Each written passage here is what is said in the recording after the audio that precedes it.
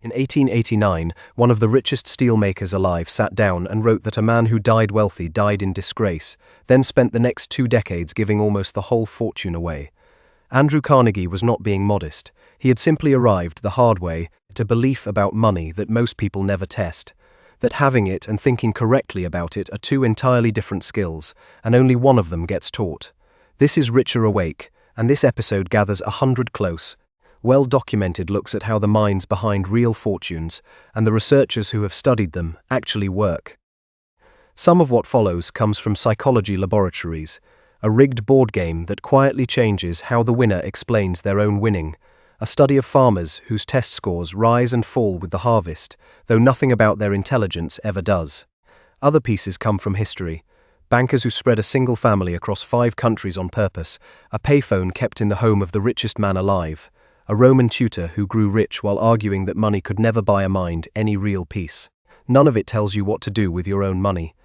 It is simply an honest look at what wealth does to the thinking of the people who hold it, gathered carefully from the record rather than guessed at. One of these 100, near the very end, traces a famous line about money back to a man who almost certainly never said it: "Settle in." 2 strangers sat down to play Monopoly, except only one of them knew from the very first roll that the game had been rigged. Researchers had already decided, with a coin flip the players never saw, which side of the table would start twice as rich, collect twice the salary for passing go, and roll 2 dice instead of 1, a built-in lead that no skill could ever catch up to. Within minutes, the winning player was slamming pieces onto the board, narrating their own trades with visible pride, and eating more than their share from a bowl of pretzels set out for both of them. The experiment belongs to the psychologist Paul Piff and colleagues at the University of California, Berkeley, part of a wider program studying how having more, even briefly and even by pure chance, changes behavior toward other people. Filming the sessions, the researchers noticed the advantaged players growing steadily louder and more dismissive as the game wore on, several later describing their own runaway success in terms of strategy and good decisions, quietly setting aside the coin flip that had rigged the entire match before either of them touched a token. The same research group reported a wider pattern beyond the board game. In studies conducted around real intersections and inside separate laboratory tasks, people who scored higher on measures of wealth and social standing were, on average, somewhat more likely to cut off a pedestrian at a crossing, keep a valued item that clearly belonged to someone else, and shade the truth during a mock negotiation than people who scored lower on the same measures. Published together, the studies drew wide attention for suggesting that advantage itself, not any particular kind of person, could nudge behavior in this direction. The finding has not gone unchallenged. Researchers attempting to repeat some of the specific results with larger and more varied groups of participants have reported weaker or inconsistent effects, and how large and how universal the underlying pattern really is remains a live argument inside the field. What has held up more simply is the original board game itself, and the plain fact that a lead built entirely on a coin flip can, within a few rolls of the dice, start to feel like it was earned. The dice never once recorded whose money it really was. 5 brothers, born to a coin dealer in the cramped Jewish quarter of Frankfurt, made a decision in the early 1800s that no single ruling family of Europe had ever quite made in the same deliberate way. Rather than build one great house in one great city, they split themselves across the map entirely, one brother settling in London, one in Paris, one in Vienna, one in Naples, and one remaining in Frankfurt to run the original family bank. The brothers were the sons of Myrhm Shell, Roth Child, and the arrangement they built was not sentimental. Each brother ran his own branch of the bank as an independent operation, extending credit to governments, financing armies, and floating bonds in his own city, while staying in constant written contact with his brothers in every other capital. If war broke out between 2 of the countries where the family had settled, the family itself did not have to choose a side, because it already held a foothold inside both. Money moved between the 5 houses faster than almost anyone else's did, carried by private couriers who crossed borders that slower merchants and even some governments struggled to cross at all.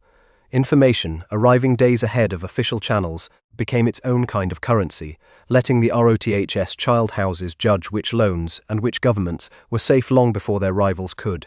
A single revolution or a single defaulting king could ruin a banker who had staked everything on one court. It could barely touch a family with 5 separate ones. By the middle of the century, the ROTH child name had become a byword for financial power, precisely because it had never depended on any one throne staying steady. Kings rose and fell across that century, with startling regularity. The bank, spread deliberately thin across 5 of them, kept standing regardless of which crown was on which head. A sugarcane farmer in rural India sat down to take a short cognitive test in the weeks before harvest, when the family's money had run thin and next year's loan was still unpaid. He sat down for the same test again, a few weeks later, right after the crop was sold and the cash from a full year's harvest had finally arrived. Nothing about his intelligence had changed between the 2 sessions. His scores. Researchers led by Sen Dil Moulay Nathan and Eldar Shafiur tested the same group of farmers before and after the sugarcane harvest, using simple measures of attention problem-solving of the kind used in psychology laboratories everywhere. The scores rose sharply after the harvest, by an amount roughly comparable to the difference researchers see between a full night of sleep and a full night without one. The farmers were the same people, with the same education and the same daily habits. Only the amount of money sitting in the household, and the worry attached to it, had changed. The explanation the researchers proposed was not that poverty made people less capable in some fixed sense, but that scarcity itself consumes a limited kind of mental bandwidth, the same attention a mind would otherwise spend on a stranger's crossword or a Tuesday afternoon's forgotten errand. A missed payment, a looming bill, or an unresolved debt does not sit quietly at the back of the mind. It returns, uninvited, in the middle of unrelated tasks, and every return costs a little of the attention that task needed. The same research team found a related pattern testing shoppers in an American mall, giving some of them an easy hypothetical financial problem, and others a harder one before the same cognitive test. Only the shoppers already under real financial strain, faced with the harder hypothetical, showed the drop in performance, as though the imagined bill had reached into an already crowded mind and taken something out of it. A mind under scarcity is not smaller than any other, only fuller, with less room left over for anything else. A researcher touring wealthy neighborhoods in the 1990s kept running into the same puzzle. The people living in the largest houses, driving the newest cars, often turned out to have modest bank accounts and heavy debts once their finances were actually examined, while a surprising number of the country's real millionaires lived in plain, unremarkable homes and drove cars that were years old. Thomas Stanley and William Danko spent years surveying and interviewing genuinely wealthy Americans for their research behind The Millionaire Next Door, and the pattern that emerged ran against almost every popular image of what a rich household looked like. Many of the millionaires they studied had never earned an especially large salary. Instead, they had spent decades living well below what their income could have supported, buying used vehicles, avoiding visible luxury, and investing the difference steadily, rather than spending it. Meanwhile, many of the highest spenders the researchers encountered, the ones with the impressive homes and the newest possessions, turned out to be living on borrowed money and a fraction of a real fortune, using visible spending to project a wealth their bank balances did not actually hold. Stanley and Danko described these 2 groups with a simple distinction: people who were wealthy and people who merely looked wealthy, 2 categories that overlapped far less than most observers assumed. The findings suggested something quieter than a formula for getting rich. It suggested that the habits associated with real financial security, patience, plainness, and a comfort with looking ordinary are largely invisible from the outside, while the habits associated with looking rich are, by design, the opposite. A neighborhood full of gleaming driveways can hide as much wealth as it displays and often hides considerably more. Real fortune, it turned out, rarely announced itself in the driveway. In 1899, an American economist published a book that gave a name to something everyone had noticed and no one had properly described: spending whose real purpose was being seen doing it, not using whatever had actually been bought.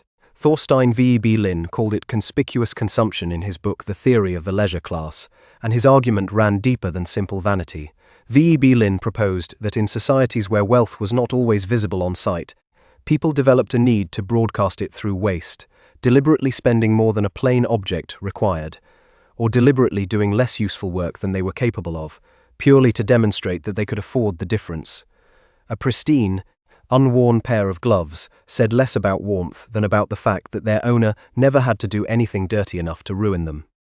The idea explained behavior that a purely practical account of spending never quite could. Two chairs might serve exactly the same function, yet one costs far more simply because everyone recognizes the cost. A dinner might contain the same nutrition whether it is served on plain plates or on a full set of ornamental china brought out only for guests. V.E.B. Lin argued that in each case, part of what was being purchased was not the object at all but the audience's understanding of what the object meant. V.E.B. Lin wrote at a moment of enormous new industrial fortunes, watching the newly rich of his era build houses and stage parties clearly designed to be witnessed rather than simply enjoyed. The pattern he named did not begin with them and did not end with them either. It simply needed, for the first time, a name. A gleaming, unused thing has always spoken louder than a used one. Croesus, the king of Lydia, and by reputation the richest man of his age, once led a visiting Athenian lawgiver named Solon on a tour of his treasury, certain that so much gold could only produce one honest answer to the question he was about to ask. He asked Solon who, among everyone Solon had ever met, was the happiest man alive. Solon did not name the king standing in front of him. Solon named a private citizen who had lived a decent, unremarkable life and died fighting bravely for his city, and after him a pair of brothers who had died peacefully in their sleep after a single day of being honored by their whole community. Croesus, frustrated, pressed Solon on why his own obvious wealth and power counted for nothing in the answer. Solon's reply, recorded generations later by the historian Herodotus, has outlived every treasury Croesus ever built. "Count no man happy," Solon said, "until you know how his story ends, because fortune has a habit of changing its mind before a life is finished." Croesus dismissed the warning and sent Solon on his way. Years later, according to the same account, his kingdom fell to the Persian king Rus, and Croesus was said to have remembered Solon's words as he awaited his own execution, calling out the Athenian's name aloud. Whether every detail of the story happened exactly as Herodotus wrote it, the tale was already being told and retold across the ancient world within a generation, precisely because it captured something people recognized as true regardless of the specifics. A fortune has only ever described where a life stands today, never where that life ends up.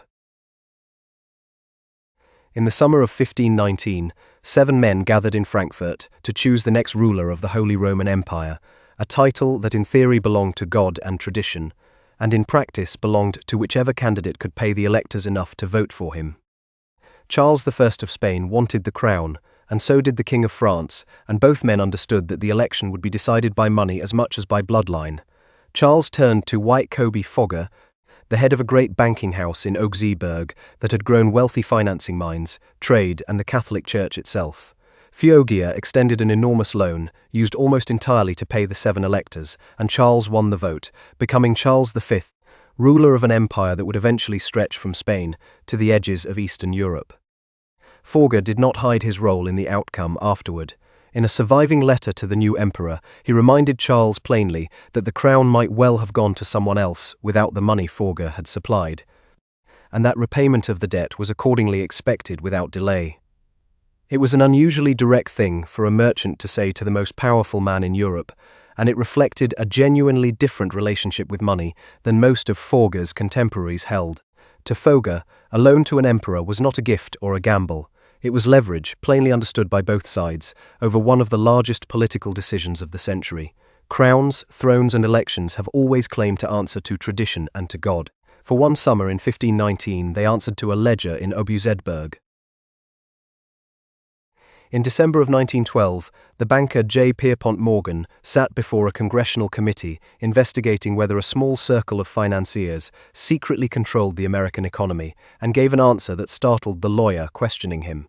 The lawyer, Samuel Tamiya, pressed Morgan on how credit really worked at the highest levels of American banking, expecting an answer built around collateral, property, and the size of a man's fortune. Morgan disagreed.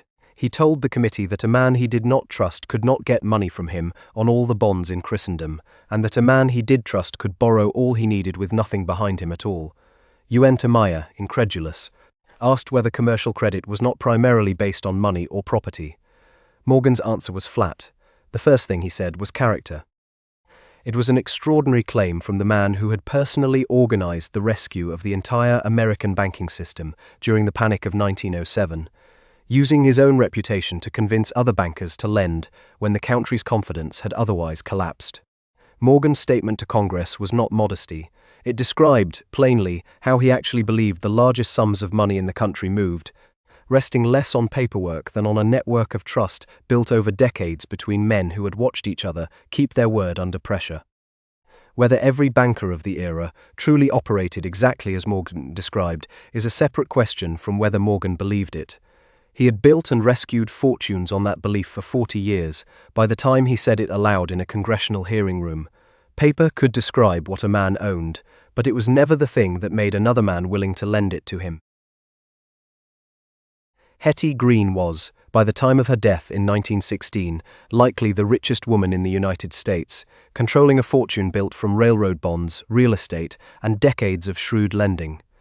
She was also known, across Wall Street and in the newspapers of today, for wearing the same worn black dress for years at a time and heating only the single room of her house she happened to be sitting in. Green had learned to manage money as a child, reading the financial pages aloud to her father, and she carried habits from a far leaner upbringing into a fortune that, by some estimates, made her one of the wealthiest people in the country regardless of gender. She negotiated small purchases as fiercely as she negotiated large bond deals, was said to travel by public transportation rather than hire a private carriage, and reportedly delayed seeking proper medical treatment for her own son's injured leg while searching for a free clinic, a decision that, according to several biographers, ultimately cost him part of the limb. Newspapers of the period nicknamed her the Witch of Wall Street, treating her frugality as an eccentricity to be mocked rather than a psychology worth examining.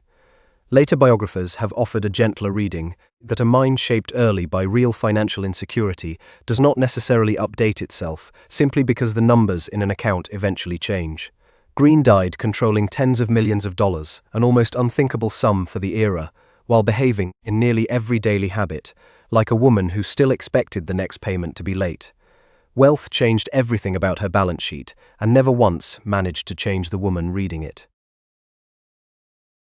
A single sentence about compound interest, calling it the most powerful force in the universe, or the eighth wonder of the world depending on who is repeating it, gets attributed to Albert Einstein in speeches, articles, and financial seminars with striking regularity. No letter, lecture, or interview from Einstein's own lifetime has ever produced the line.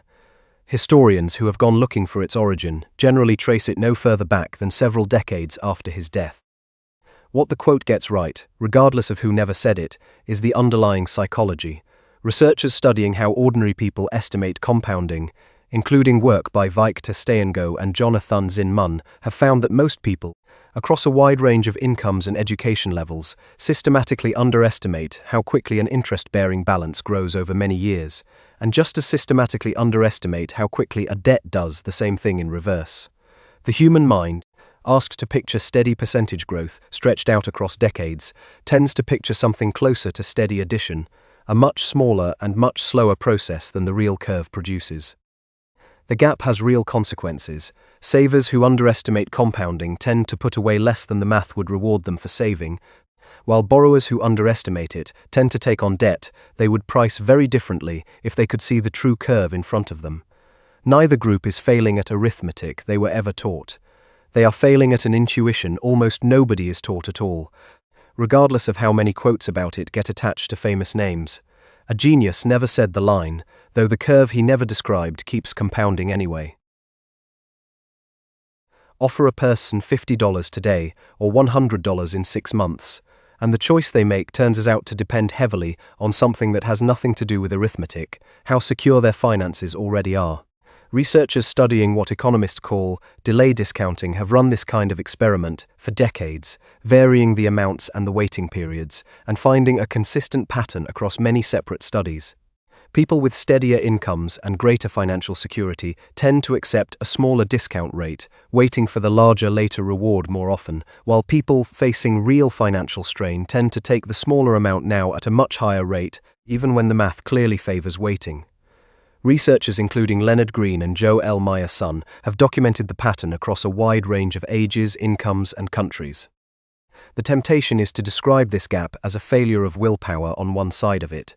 The research points somewhere less flattering to that story. When the present is genuinely uncertain, when a bill or an emergency might reasonably consume next month's money before the later reward even arrives. Taking the smaller amount now is not impatience so much as an accurate read of an unstable situation. Patience is a luxury that a stable financial floor quietly subsidizes, the same way a full pantry makes it easier to skip a meal without worrying about the next one.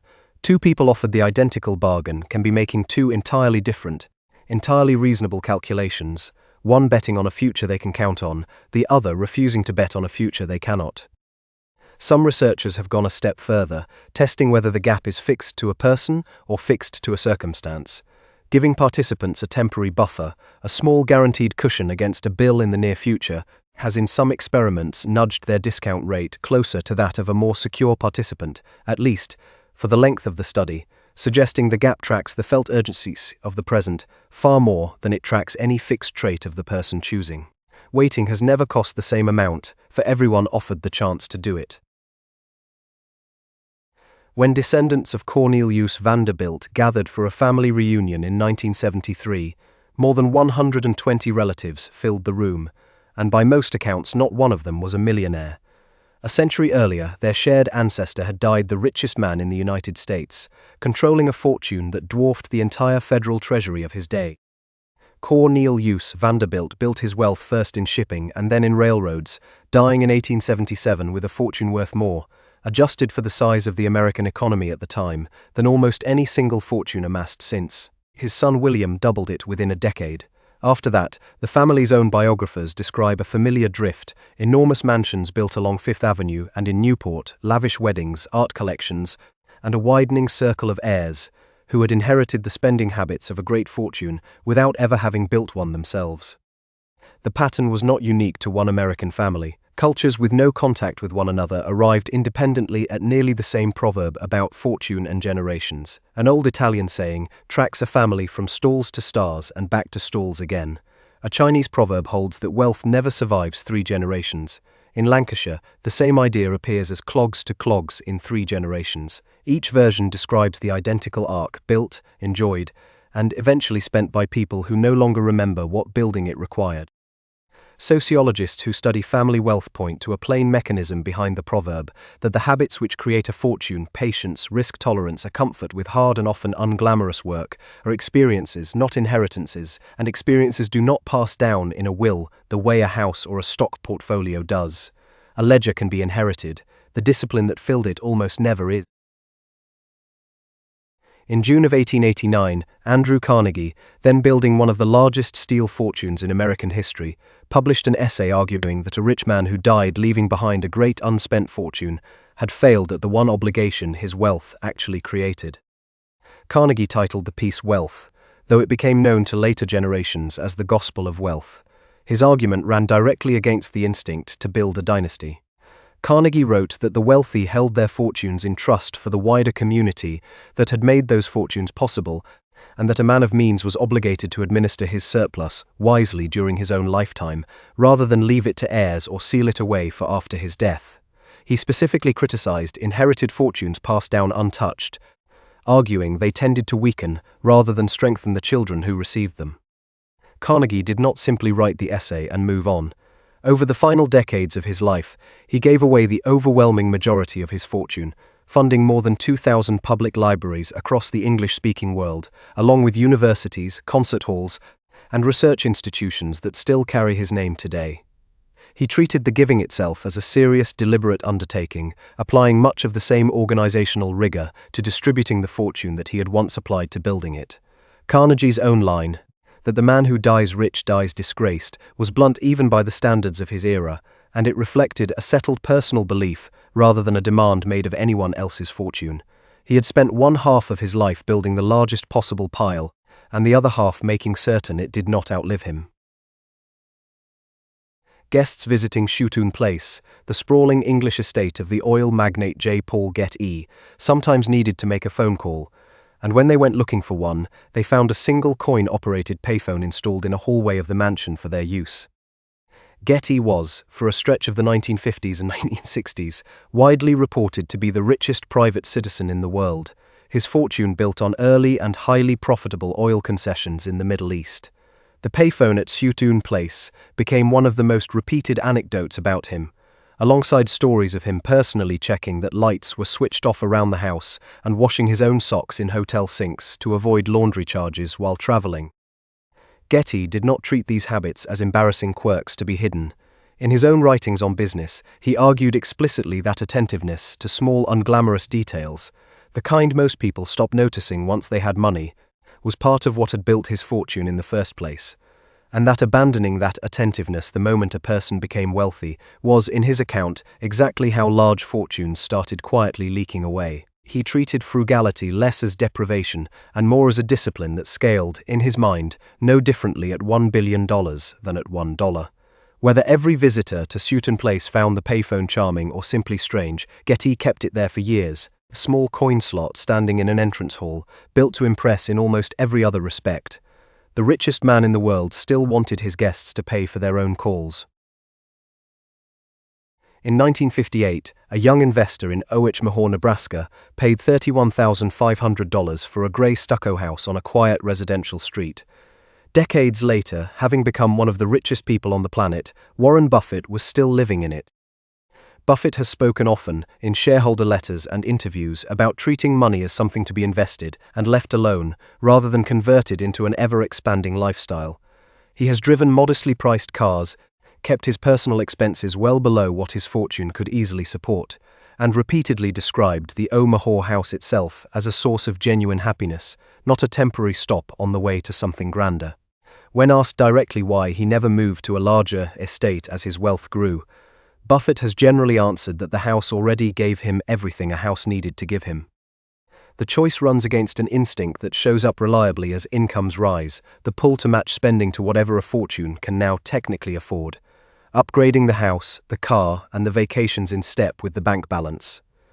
Buffett's own approach separated the two almost completely, treating his investment decisions and his personal spending as governed by entirely different rules, one built for growth and one built for contentment.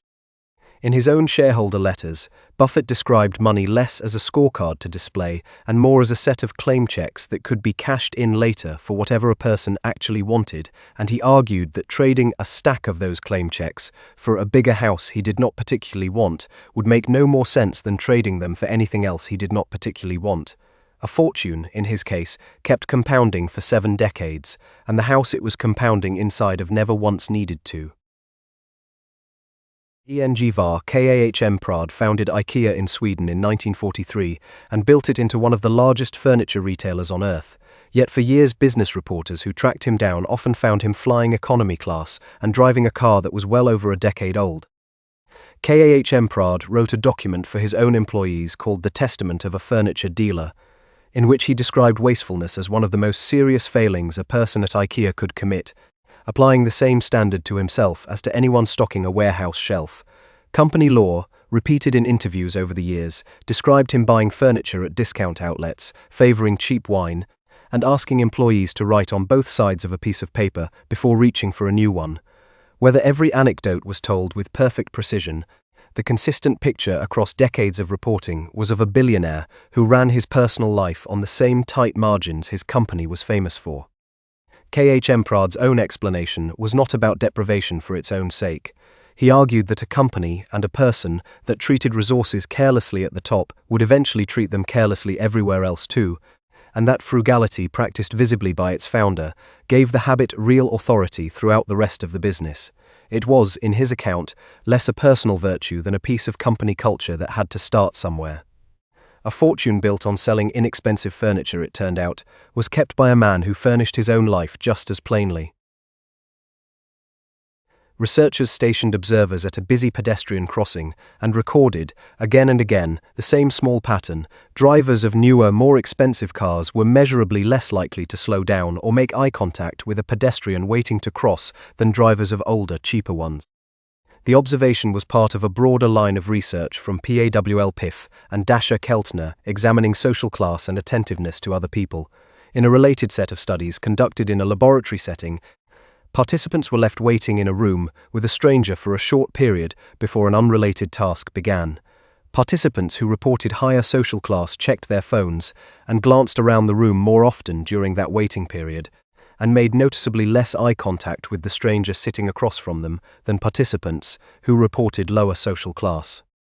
The researchers proposed an explanation rooted less in character than in circumstance. People with fewer resources, the argument goes, often depend more directly on the people immediately around them, neighbors, co-workers, extended family, and so develop a habit of closely reading the people in a room. People with greater resources can, more often, afford to solve problems without leaning on whoever happens to be nearby, and the research suggests that habit of self-sufficiency can carry over into ordinary, low-stakes social moments where attentiveness would otherwise cost nothing at all. As with related findings from the same research area, later attempts to reproduce the exact effect have had mixed success, and the size of the underlying pattern remains debated among the researchers who study it. Attention, it turns out, can be priced by circumstance the same way patience can. In the later decades of his life, John D. Rockefeller, once the richest man in modern history, developed a habit that seemed to puzzle almost everyone who witnessed it. He carried a pocket full of freshly minted dimes and handed them out, one at a time, to children, waiters, and strangers he met on his daily walks. Rockefeller had built Standard Oil into a fortune so large that, adjusted for the size of the American economy at the time, no single person's wealth since has clearly surpassed it, using tactics in his younger years that critics condemned as ruthless and that regulators eventually moved to break apart. The dime giving belonged to a much later chapter of his life, alongside a shift toward large-scale, carefully organized philanthropy through the Rockefeller Foundation, which funded medical research, public health campaigns, and universities on a scale few private fortunes had attempted before. Biographers have offered different readings of the dimes themselves, some seeing a genuine late-life warmth in a man once caricatured as coldly calculating, others seeing a practiced piece of public relations meant to soften a reputation earned during decades of aggressive business dealing. Rockefeller himself rarely explained the habit beyond describing it as a small pleasure, and he kept doing it for years, regardless of how it was interpreted. Whatever the dimes actually meant to the man handing them out, they marked a visible break from the tactics that had built the fortune those coins were only ever a small, shining fraction of. K.O.Z. Medici, head of a Florentine banking dynasty in the early 1400s, spent enormous sums of the family's banking fortune funding churches, monasteries, and artists across the city, at a moment when banking itself, and the charging of interest that came with it, was viewed with real suspicion by the church whose buildings the Medici money was busy decorating. The Medici Bank had grown extremely wealthy financing trade and lending to popes, kings, and merchants across Europe, but banking wealth alone did not carry the same social standing in Florence as old landed nobility. Cosimo, and later his grandson Lorenzo, addressed that gap directly, commissioning chapels, libraries, and major public buildings, and supporting artists including Donatello and, in Lorenzo's era, a young Michelangelo. The spending served more than one purpose at once. It satisfied genuine religious obligation, it created lasting civic monuments, and it steadily converted a fortune earned through moneylending into a reputation for taste, piety, and public generosity that no amount of gold sitting in a vault could have purchased on its own. The strategy worked well enough that the family eventually produced popes and queens, moving in a single century from bankers whose profession was formally suspect to a dynasty considered part of Europe's ruling class. Historians studying the period have noted how deliberately the family's spending tracked exactly the reputational gaps a purely commercial fortune could not close by itself. A vault full of banking profits bought the Medici family enormous wealth. A city full of frescoes and chapels was what bought them respect. In one experiment, researchers had participants count out a stack of 100 bills before joining what they believed was a simple online game with other players. A second group counted an identical-sized stack of plain paper before playing the same game. Partway through, every participant was quietly excluded. The other players simply stopped passing them the ball. The study, conducted by Xin-Yue Zhou, Kathleen Voaz, and Roy Baumeister and published in the journal Psychological Science in 2009, found that participants who had just handled real money reported noticeably less distress after being excluded than participants who had handled plain paper. In a related part of the same research, participants reminded of money beforehand also reported feeling less physical discomfort from a mild pain test than participants who had not been reminded of money at all. The researchers proposed that money functions, at least in the moment, as a kind of psychological substitute for social connection, something that can make a person feel more self-sufficient and therefore less wounded by a small social slight or a minor physical discomfort. It is a striking claim, and one that sits within a broader ongoing conversation in psychology about how reliably feelings and small laboratory manipulations, like these, hold up when other researchers attempt to run the same experiments again.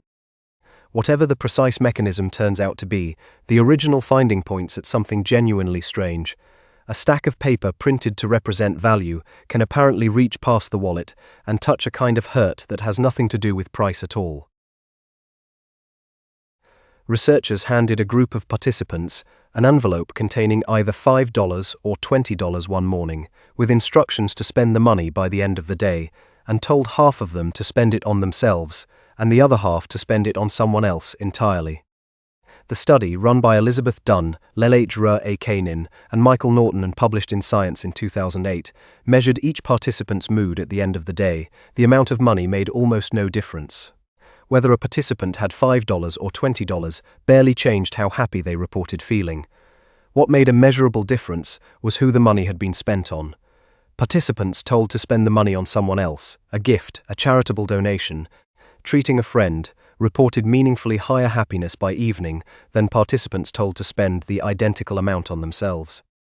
The researchers extended the finding across income levels and across several countries, and the pattern held up with striking consistency.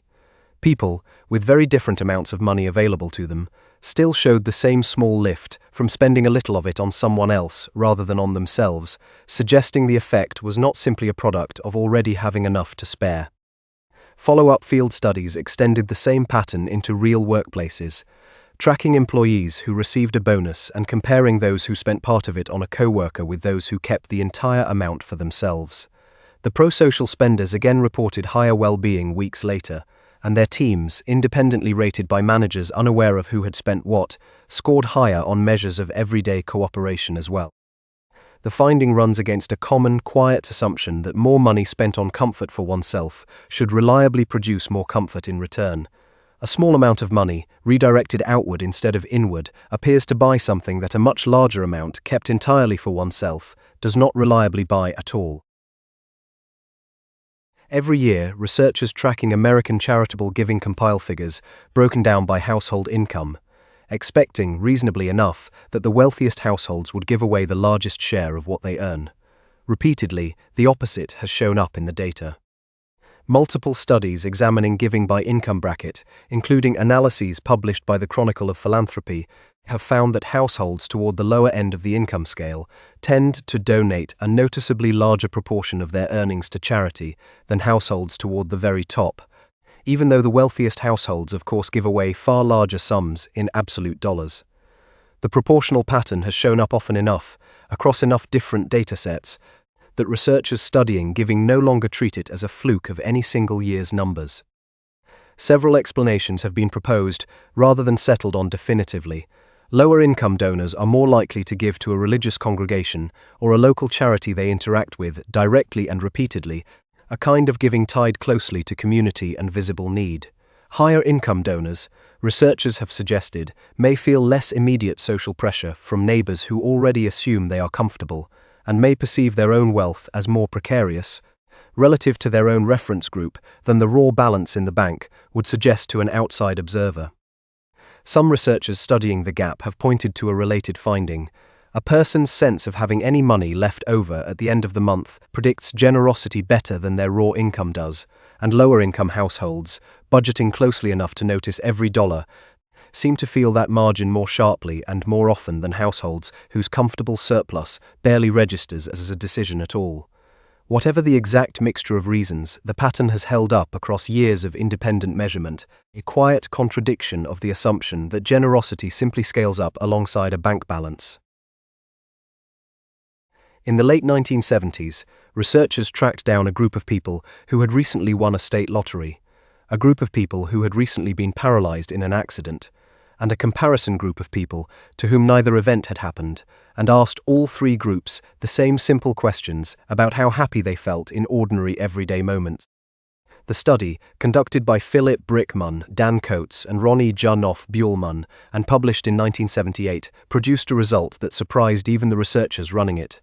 The lottery winners, months after their windfall, rated their everyday happiness at almost the same level as the group who had won nothing at all, describing ordinary pleasures, a good meal, a conversation with a friend, as noticeably less vivid than they had before the win. The accident victims, meanwhile, reported real and lasting reductions in happiness from before their accident, but far less severe than researchers had predicted going in, and their ratings of everyday enjoyment were closer to the other two groups than expected. The finding became one of the foundational pieces of evidence for what researchers now call hedonic adaptation, the tendency for a person's baseline sense of well-being to drift back toward wherever it started, regardless of a dramatic change in circumstances, whether the change is a sudden windfall or a sudden loss. A new financial reality reshapes what is possible far more reliably than it reshapes how a person actually feels from one ordinary afternoon to the next. A lottery ticket can rewrite a bank balance overnight, though it has never been shown to rewrite the mind holding it nearly as fast. An economist studying American survey data noticed something that a simple model of income and happiness could not explain. Two people earning the exact same salary reported very different levels of satisfaction with their lives, depending almost entirely on how much the people living around them happened to earn. Urs Lutmer's research, published in 2005 and titled Neighbors as Negatives, used detailed survey data tracking both a person's own income and the average income of their surrounding community. The pattern was consistent.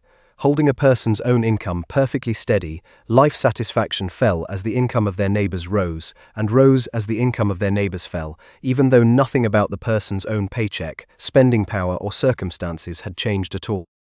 The mechanism, Lutmer argued, was comparison rather than any real material change.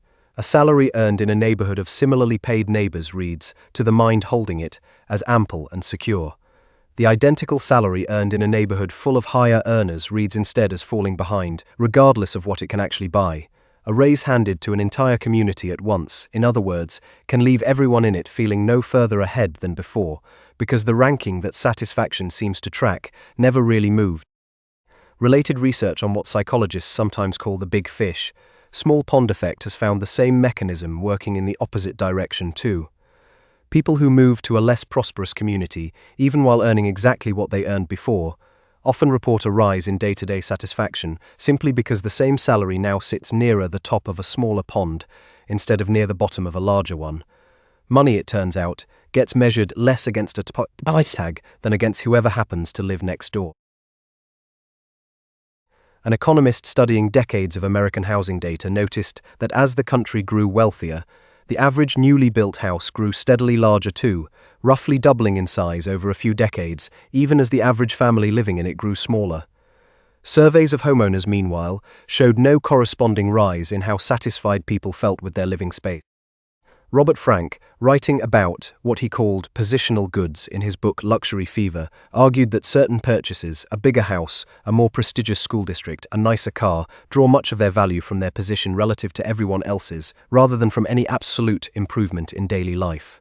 When incomes rise broadly across a society and everyone upgrades roughly in step, the relative position stays exactly where it was, an arms race in which every participant spends more just to hold the same place in line. Frank distinguished these positional goods from purchases whose value does not depend on comparison at all: more free time, a shorter commute, a quieter street, benefits that improve daily life regardless of what anyone else has. His research suggested that societies investing heavily in positional spending, ever larger houses chief among them, were prone to a kind of collective overspending that left nearly everyone worse off in exactly the ways that mattered least visibly: savings, free time, in financial cushion, while leaving almost no one feeling any further ahead in status than before. A house can double in size across a generation. The feeling of having enough of one rarely grows to match it. A student once asked Confucius, in the collected teachings later assembled as the An Lects, about the proper place of wealth and rank in a well-lived life. Confucius did not dismiss the desire for either. Wealth and honor, Confucius is recorded saying, are what every person desires, but if they cannot be attained in accordance with the proper way, a person of true character does not accept them. He extended the same logic to poverty and hardship, the two things every person wishes to avoid, saying that these two should not be escaped by any means that betrayed the proper way. The teaching placed the method of acquiring or avoiding wealth above the wealth itself, treating a fortune gained through a wrong path as a kind of hollow prize rather than a genuine success. The idea ran through Confucian thought more broadly, which drew a firm line between wealth pursued alongside virtue and wealth pursued in place of it. A ruler or official who grew rich through honest service to the community was held up as admirable. The same fortune, gained through corruption or betrayal of duty, earned only contempt, regardless of the final sum involved. Money itself was never treated as either good or bad in this framework. Its moral weight depended entirely on the path that produced it. Two identical fortunes, arrived at by two entirely different roads, were never considered equal by the philosopher who first drew that particular line more than 2,000 years ago. Seneca, the Roman philosopher who tutored and later advised the Emperor Nero, wrote extensively that wealth could never buy a mind freedom from fear, an argument made somewhat more complicated by the fact that Seneca himself was, by most accounts, one of the richest private citizens in Rome. Seneca's fortune, built partly through loans and investments across the Roman provinces, drew open criticism even during his own lifetime, with contemporaries pointing out the apparent contradiction between his Stoic writings on simple living and the scale of his personal estate.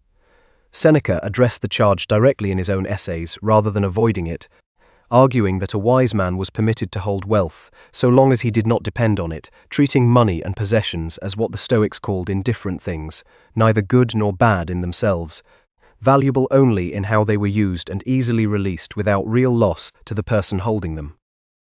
In his letters, Seneca described watching wealthy Romans who seemed to fear the loss of their fortune more than they feared any physical danger, and he argued that this fear, rather than the money itself, was the real affliction worth curing. A person who required their fortune to feel secure had, in his account, simply exchanged one kind of poverty for another, a poverty of the mind rather than the purse. Whether Seneca himself ever fully lived by his own argument remains a fair question historians still debate. The argument outlived the argument about the arguer by roughly 2,000 years. Us, teaching in Athens around 300 years before Rome's own philosophers took up the subject, proposed a way of sorting every human desire into one of three categories, a framework that quietly redefined what it meant to be wealthy at all. Some desires, Epicurus argued, were both natural and necessary: food, shelter, safety, the basic requirements of a functioning life. Others were natural but not necessary: a finer meal than a plain one, a more comfortable bed than a simple mat, pleasant but not required for a good life. A third category, the one Epicurus warned against most strongly, was desires that were neither natural nor necessary at all, ambitions for fame, luxury, or endless material excess, wants invented by comparison and status rather than by any real bodily need. Chasing this third category, in his account, could never be satisfied because it was not built to end.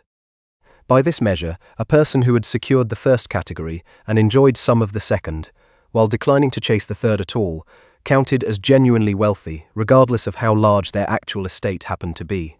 Epicurus reportedly lived modestly himself, in a community of friends known as the Garden, cultivating vegetables and valuing conversation over acquisition, treating his own circumstances as proof that the framework could be lived rather than merely argued for.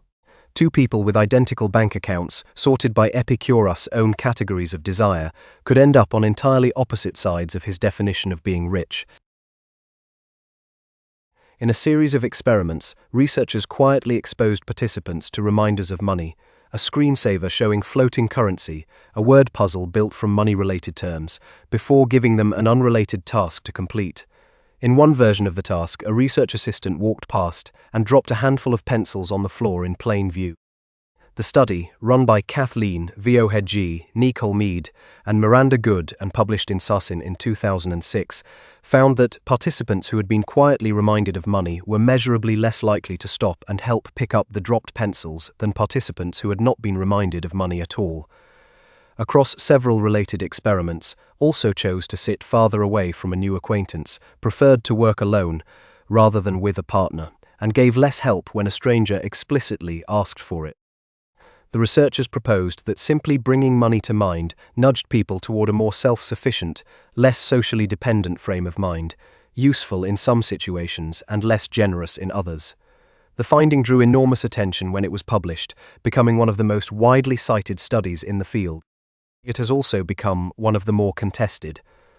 Researchers attempting to reproduce the exact effect in later, larger studies have reported inconsistent results, and the broader replication difficulties across social psychology in the years since have left the original findings sitting somewhere between an influential idea and an open question, exactly the kind of place a science still checking its own work is supposed to leave things. A 4-year-old sits alone at a table with a single marshmallow in front of them and a simple choice: eat it now, or wait several long minutes for the researcher to return and receive 2 marshmallows instead of 1. W. Abel to Mich L. ran versions of this experiment at Stanford beginning in the late 1960s, and early follow-up work tracking some of the same children years later reported a striking pattern. Children who had waited longer for the second marshmallow tended, on average, to do somewhat better later in life on measures including school performance. The finding spread far beyond academic psychology, becoming a widely repeated symbol of willpower and self-control as the deciding factor in a person's future success. A larger, more carefully controlled reanalysis, conducted by Tyler Watts, Greg Duncan, and Hao-Nan Khan, and published in 2018, complicated the story considerably. Working with a much larger and more economically diverse sample than the original study had used, the researchers found that most of the apparent link between waiting and later success disappeared once family income and home environment were properly accounted for. Children from more financially secure households were simply more likely to trust that a second marshmallow would actually arrive, and more likely to have grown up in circumstances where waiting had reliably paid off before. The real finding, buried for decades under a simpler and more flattering story about willpower, turned out to concern something closer to trust, shaped quietly by a household's financial circumstances, long before any child ever sat down at that table. A marshmallow left uneaten was never really testing what the story said it was testing.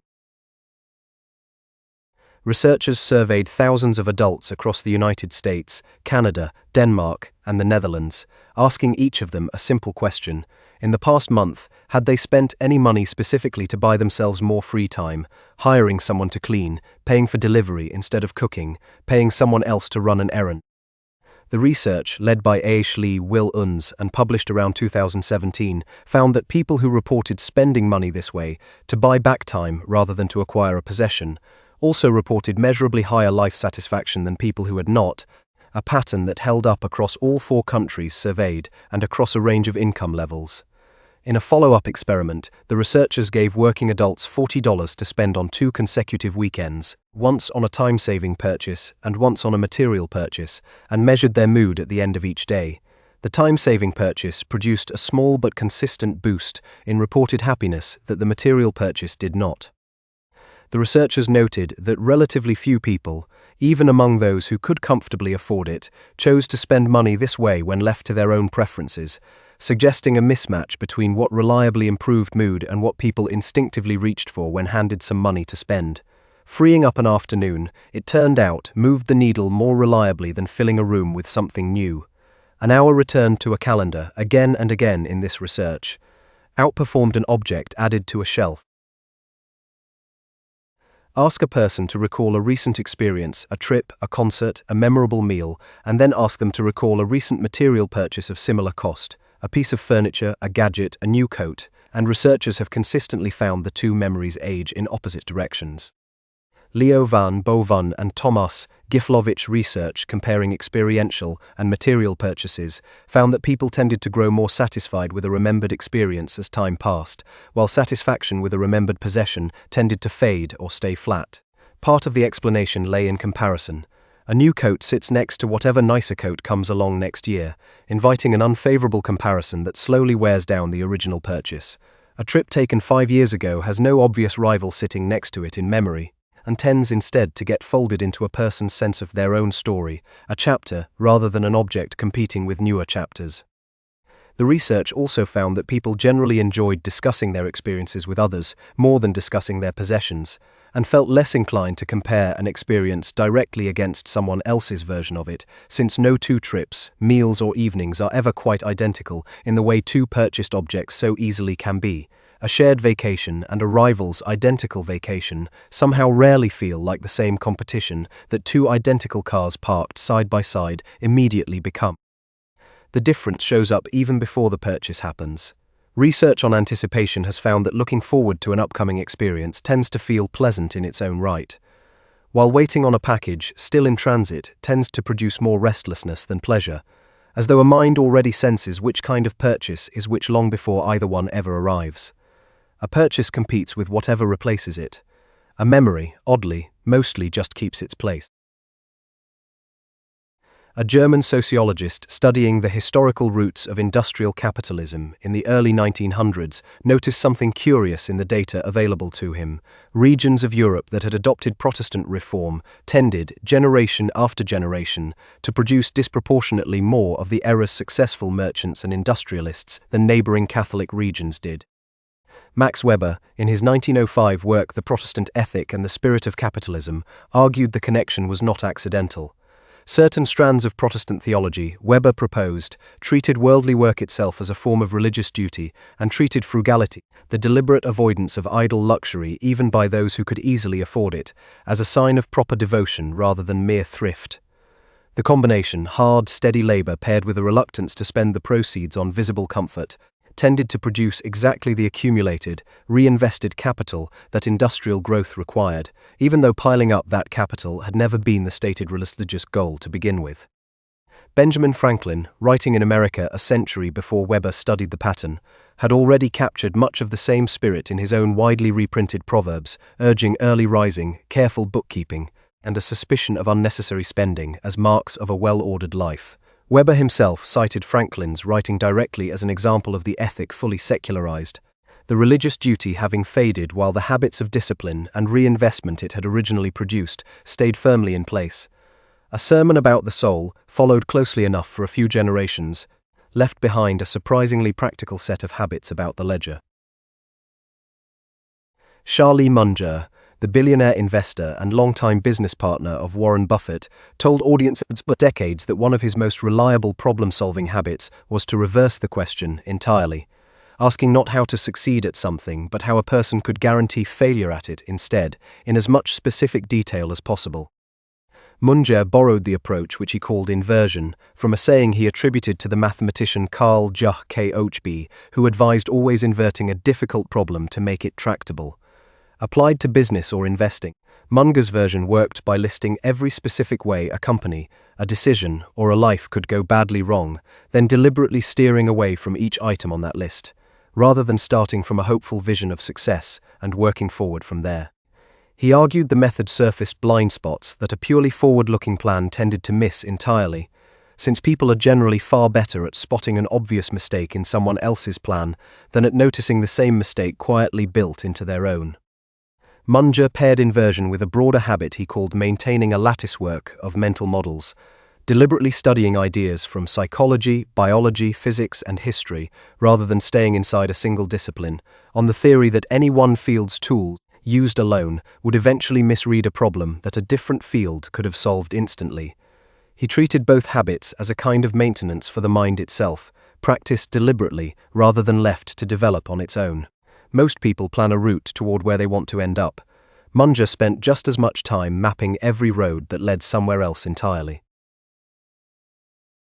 In 1939, as the outbreak of war in Europe sent stock prices tumbling and confidence in the market collapsing, the investor John Templeton borrowed money to buy shares in every single company trading on the New York Stock Exchange at a price below $1, including firms that appeared to be heading toward bankruptcy. Templeton later described his own investing philosophy as buying at what he called the point of maximum pessimism, the moment when a company, an industry, or an entire country looked so bleak to everyone around him that almost no one else was willing to buy at all. His 1939 purchase, spread across more than 100 companies, included several that did eventually fail, but the group as a whole recovered dramatically as the economy stabilized, turning what looked at the time like a reckless gamble into one of the foundational stories of his long investing career.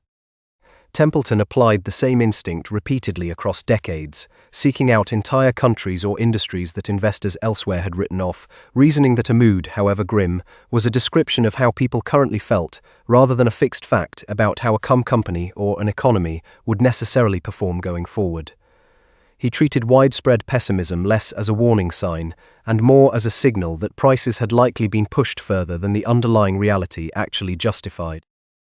The habit required tolerating a great deal of disagreement from people around him at the exact moments his own confidence needed to be highest, a psychological discipline his biographers describe as considerably rarer than the financial insight it was built on.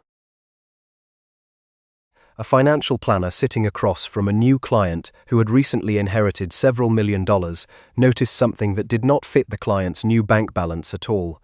The client still clipped grocery coupons, still agonized over small purchases, and still described money, quietly and repeatedly, as something that could vanish at any moment. Researchers studying financial psychology, including work published by Brad Kellantz and colleagues on what they call money scripts, have documented a durable set of beliefs about money that people typically form in childhood, often shaped by a parent's own financial stress, and then carry largely unexamined into adulthood, regardless of how much their actual circumstances later change. A person raised amid real financial insecurity may develop a deep belief that money is inherently unstable and could disappear at any time, a belief that can persist for decades even after that person becomes demonstrably secure by any objective measure. The research remains a developing field within financial psychology rather than a fully settled body of findings, but the pattern researchers describe fits naturally alongside the sugarcane farmers examined earlier in this episode. A mind trained by scarcity to treat every dollar as provisional does not appear to receive an automatic update the moment scarcity ends. The vigilance, once built, tends to keep running quietly in the background, checking a balance that no longer actually needs checking nearly so often. The bank account can change overnight. The habit of mind that grew up watching it seems to run on a much slower clock entirely. A sociologist surveying professionals who had recently changed jobs asked each of them a simple question: who told you about this opportunity? The answers, tallied across hundreds of respondents, did not point toward the people closest to them. Mark Gran-Ovetter's 1973 study, published as The Strength of Weak Ties, found that most job leads that actually led somewhere came not from close friends or immediate family, but from acquaintances, people seen only occasionally, an old classmate, a former colleague, a neighbor spoken to a few times a year. Gran-Ovetter's explanation rested on a simple structural observation. Close friends tend to move in the same social circle a person already occupies, meaning they generally already know what that person knows and hear about the same opportunities at roughly the same time. A more distant acquaintance, by contrast, typically belongs to an entirely different circle, with access to information the person's own close circle has no route to at all. The finding reshaped how sociologists thought about social networks more broadly, suggesting that the loose, low-intensity connections in a person's life, easy to overlook precisely because they feel unimportant, often carry more genuinely new information than the tight, high-intensity ones do. A person's 5 closest friends may offer comfort, loyalty, and support in abundance. A dozen people barely known well enough to greet by name, spread across a wider and more varied set of circles, are often the ones quietly holding the door that actually opens. Decades later, researchers working directly with a major professional networking platform were able to test Gran-Ovetter's theory again at a scale no 1970s survey could have matched. Comparing outcomes for millions of users nudged towards slightly weaker or slightly stronger connections. The pattern held up remarkably well. Moderately weak ties again proved more useful for finding new work than the closest connections did. Decades after the original theory was first proposed, the closest hand rarely turns out to be the one holding the key. A landed noble family in 17th century France measured its worth in acres, tenants, and the number of generations its estate had already survived, while a merchant family in the same century measured its worth in ships, cargo, and contracts that could double a fortune within a single voyage or sink it within a single storm. Across much of pre-modern Europe, aristocratic wealth was tied overwhelmingly to inherited land, an asset that produced a steady, modest, and above all predictable income year after year, and that carried with it a social rank no amount of trade profit could immediately purchase.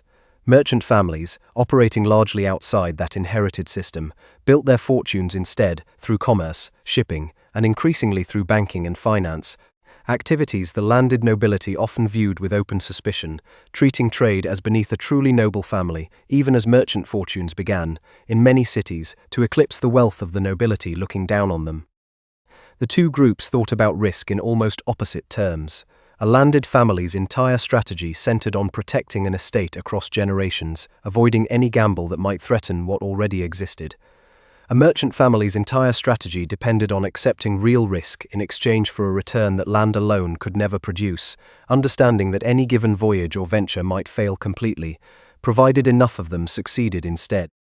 Over time, in city after city, the merchant approach proved the more durable one economically, even as it remained, for generations, the socially lesser one. Land promised safety, risk, taken often enough and managed carefully enough, quietly proved to promise more. An etiquette manual published for polite society in the 1800s listed, among the handful of subjects a well-mannered guest should never raise at another person's dinner table, 3 in particular: religion, politics, and money. The rule appeared, with only small variations, across etiquette guides on both sides of the Atlantic for the better part of a century, treating a direct question about someone's income, the cost of their house, or the size of their inheritance as a genuine breach of manners, regardless of how casually it was asked. The taboo served a particular function inside wealthy households, especially where visible wealth already spoke for itself, and a spoken number could only complicate matters, either by inviting comparison, exposing a decline in fortune, or simply feeling crude next to the unspoken assumption that people of a certain standing did not need to discuss such things aloud. The silence often extended inward as well as outward. Researchers and financial advisors studying wealthy families in more recent decades have repeatedly found parents who never discussed the size or workings of the family's finances with their own children, sometimes leaving heirs to inherit a fortune or the responsibility of managing one, with almost no prior conversation about what any of it actually involved. The same instinct that kept money out of polite conversation at a dinner party quietly kept it out of the conversations that might have prepared the next generation to hold it well. A rule meant to protect good manners at the table ended up protecting very little once the money itself changed hands. In 1324, Mansa Musa, ruler of the Mali Empire, and by many modern estimates among the wealthiest individuals in history, set out on a pilgrimage to Mecca accompanied by a caravan reported to include thousands of attendants and enormous quantities of gold, drawn from an empire that controlled some of the richest gold-producing regions in West Africa. Passing through Cairo along the way, Mansa Musa distributed gold so freely to officials, merchants, and the poor alike that chroniclers, writing decades later, still describe the flood of gold moving through the city's markets. Contemporary and near-contemporary accounts agree that the sheer volume of gold Mansa Musa gave away in Cairo depressed the local price of gold for years afterward, an economic disturbance caused not by conquest or trade, but by a single ruler's open-handed generosity during a religious journey. The pilgrimage reflected a relationship with wealth built on religious duty rather than accumulation. In the tradition Mansa Musa followed, giving was not treated as a depletion of a fortune, but as an obligation that came attached to it, a ruler's generosity understood as a demonstration of both piety and legitimate authority, rather than a loss to be minimized or managed. Historical accounts describe him giving until, according to some versions of the story, he ran short of gold on the return journey and reportedly had to borrow against future shipments to make it home. Most fortunes in this episode were protected, invested, or quietly hoarded. Mansa Musa's was spent, deliberately and on an almost unimaginable scale, in the space of a single journey. Researchers studying beliefs about success have repeatedly asked people from different income levels the same basic question: how much of your own financial position do you credit to your own effort and ability, and how much to luck, timing, or circumstances outside your control? The pattern that emerges across several studies, including research connected to Pawl Piff's broader work on social class, is a consistent one.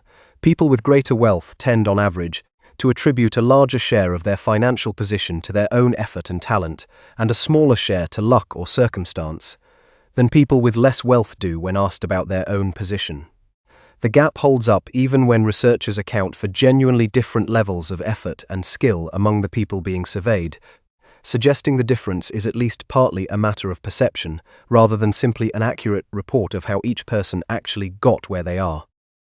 Psychologists studying attribution more broadly note that almost everyone shows some version of this pattern in miniature, crediting their own successes to ability and their own failures to bad luck or unfair circumstances.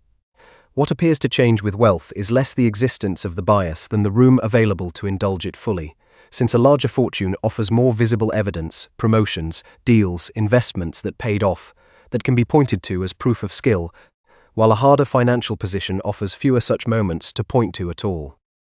The same self-justifying instinct shows up even in cases where luck is undeniable and impossible to dress up as skill. Researchers studying lottery winners and heirs to family fortunes have found many of them constructing after-the-fact narratives crediting their own judgment or restraint for a financial position that, by any honest account, began with a coin flip or a birth certificate rather than in either of them made. The story a person tells about their own money tends to get kinder to itself the more of it there is to explain. Surveys of people worth several $1 million, conducted periodically by private banks and wealth researchers, have asked a deceptively simple question: at what amount of money would you finally consider yourself financially secure? The answer, again and again, has turned out to be whatever number sits just a little above whatever the respondent already has. Wealth surveys, including those conducted by banks such as UBS, have found that respondents worth $1 million often name a considerably higher figure as their true threshold for security, while respondents already worth many times that amount name a threshold that has simply moved upward to match, still sitting comfortably out of reach of their current fortune. The pattern echoes the neighborhood comparison research examined earlier in this episode, except playing out at a far higher altitude, among people whose absolute wealth would strike almost anyone else as more than sufficient by any reasonable measure. Researchers studying the pattern point to the same underlying mechanism driving it. Satisfaction tracks a person's position relative to whoever they compare themselves against, and the wealthy tend to compare themselves not against the broader population, but against other wealthy people slightly further up the same ladder they are already standing on. A fortune that would represent unimaginable security to almost anyone outside that circle can register from inside it as merely adequate, or even as somewhat behind. Interviews with people inside the wealthiest slice of a country's population have turned up the identical pattern one rung further up the ladder. Individuals comfortably inside the top 1% of earners, by any national measure, have described themselves, without apparent irony, as solidly middle class, simply because the people they actually compare themselves against, in their own neighborhoods and social circles, happen to sit further up still. The finish line, it turns out, keeps a fixed distance from whoever is running toward it, no matter how far up the track the running has already gotten them. An anthropologist proposed a simple game to a group of hunter-gatherers in a remote part of the Amazon. One person is given a sum of money and must offer to split it with a second person however they choose. If the second person accepts the offer, both keep their share. If the second person rejects it, neither of them gets anything at all. The game, known to economists as the ultimatum game, had already been run thousands of times in university laboratories, where offers typically clustered close to an even split, and offers seen as too low were frequently rejected out of what researchers interpreted as a sense of fairness. Joseph Henrich and a team of collaborators set out to test whether the same pattern held across genuinely different societies, running the identical game in 15 small-scale communities around the world, from farming villages in Papua New Guinea to foraging groups in South America. The results varied far more than researchers studying only university students had ever seen. Communities with little regular exposure to markets or trading with strangers frequently offered far smaller shares, and rarely rejected low offers the way university participants reliably did. Communities more deeply integrated into everyday market exchange, buying and selling routinely with people outside their immediate circle, offered noticeably fairer splits and rejected unfair ones far more often. Patterns closer to what laboratories back in wealthy countries had originally assumed was simply universal human behavior. A sense of fairness at the bargaining table, it turned out, was not something everyone was simply born with in equal measure. It appeared to be something the marketplace itself, over time, quietly taught. In 1772, the French philosopher Denis Diderot received an elegant new dressing gown as a gift, and within weeks he had replaced nearly every other object in his study: his old writing table, his worn straw chair, the plain prints on his wall, because each one had suddenly begun to look shabby standing next to the one beautiful new thing he now owned. Diderot wrote about the experience himself in an essay titled Regrets on Parting with My Old Dressing Gown, describing with real irritation how a single upgrade had quietly dragged an entire room along behind it. His old gown, he wrote, had been part of him, comfortable and familiar despite its shabbiness, while the new one, however handsome, seemed to demand a study worthy of it, item by item, until Diderot found himself, by his own account, poorer for having been given something. Modern researchers and writers studying consumer behavior later named the pattern the Diderot effect, the tendency for one new possession to create a cascade of further purchase meant to match it, rather than sitting contentedly on its own. A single nicer piece of furniture makes the rest of the room look dated. A single upgraded car makes the driveway beside it look neglected. The pattern shows up especially sharply whenever a fortune grows suddenly, a new job, an inheritance, a lucky break, each fresh comfort quietly nominating everything around it for replacement in turn. A single elegant gift given to a contented man in 1772 still describes exactly how a new fortune tends to spend itself 2.5 centuries later. A journalist reportedly once asked one of history's richest men a simple question: how much money is enough? The answer that has circulated in newspapers, sermons, and business books ever since is short: just a little bit more.